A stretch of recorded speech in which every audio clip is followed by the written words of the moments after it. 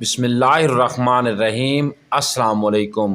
रसूलुल्लाह सल्लल्लाहु अलैहि वआलैहि वसल्लम ने फरमाया, जिसने लहसुन प्याज वगैरह खाया वो हमारी मस्जिदों के करीब न आए, क्योंकि मलाइका फ़रिश्ते इस चीज़ से अज़ियत पाते हैं जिस चीज़ से इंसान भी अज़ियत पाता है।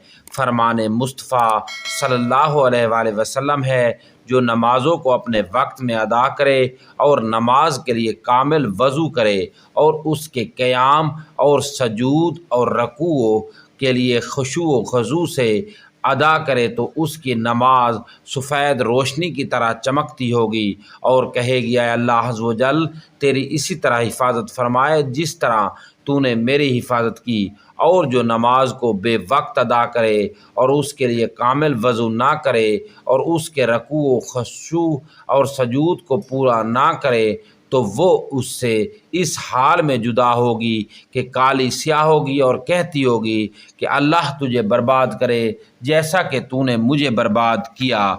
दोस्तों, अगर आपने अभी तक हमारे चैनल को सब्सक्राइब नहीं किया तो सब्सक्राइब कर लें, बेल आइकन वाले निशान को हल्का सा प्रेस कर दें ताकि हमारी हर नई आने वाली वीडियो का नोटिफिकेशन सबसे पहले आप तक पहुँचे। शुक्रिया।